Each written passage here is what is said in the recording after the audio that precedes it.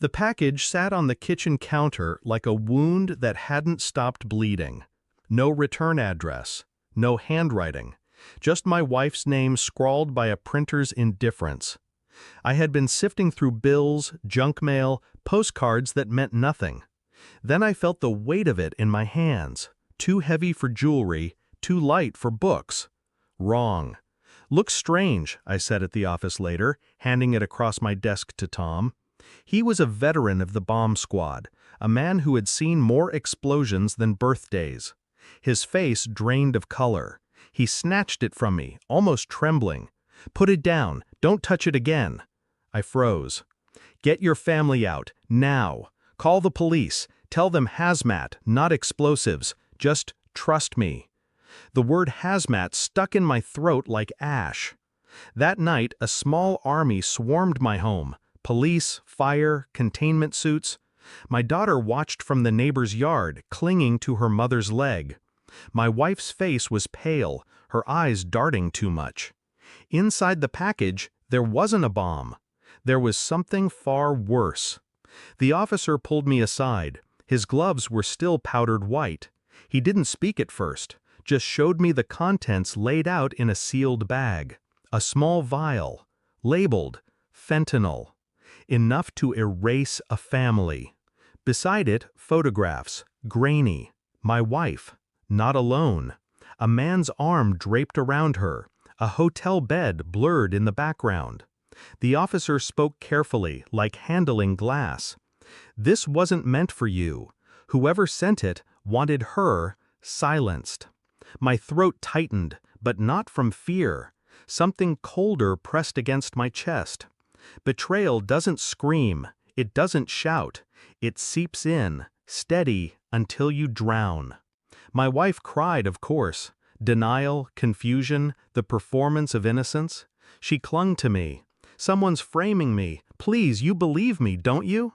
I nodded once, mechanical. Inside, silence turned sharp. I became an actor in my own home. The husband who cooked, who kissed her cheek, who asked about her day. The father who tucked in his daughter and read the same book twice. But behind my eyes, I was digging. Phone records. She hadn't erased them all. Strange numbers appeared at late hours. One repeated. Receipts. Hotel charges billed to a card I never knew she had. I told her I loved her, then drove alone at night, following the trail she didn't know she left behind. I watched her one Friday afternoon. She kissed our daughter goodbye, said she had errands. I tailed her to a downtown hotel, watched her vanish inside with him, the man from the photographs. I didn't storm in, I didn't call. I watched, and every minute the quiet inside me grew sharper. The DNA results arrived 2 weeks later. I had swabbed our daughter's cheek when she slept, the softness of her breath making me ache. Then my own. Then sent them away, my hand steady even as my stomach turned. The envelope was thin. Truth always is. She wasn't mine. I sat across from my wife at dinner that night. She laughed at something our daughter said, wiped her chin with a napkin, oblivious.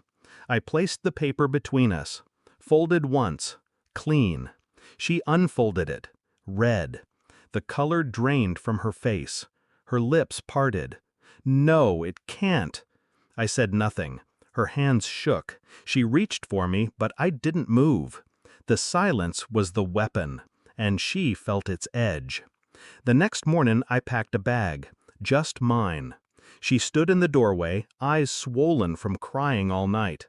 "You can't just leave. She needs you." "I need you." I turned, calm. "You made sure she'd never be mine." Her knees buckled against the frame. She slid down, clutching at air, sobbing. I walked past her, out the door. On the counter, I left the photographs from the package, the hotel receipts, the DNA report, a neatly arranged graveyard of her lies.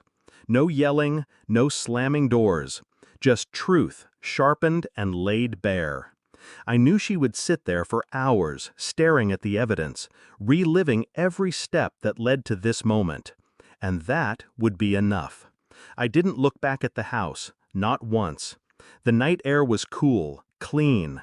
I breathed it in, each inhale cutting away another string that had once bound me. My daughter's laugh echoed in my mind, a sound I loved, now poisoned. She would grow, and maybe one day she would learn. Maybe she wouldn't. That was no longer my burden to carry. Betrayal doesn't break you with a scream. It ends you with silence. And silence was all I had left to give. So I walked away, calm, steady, free.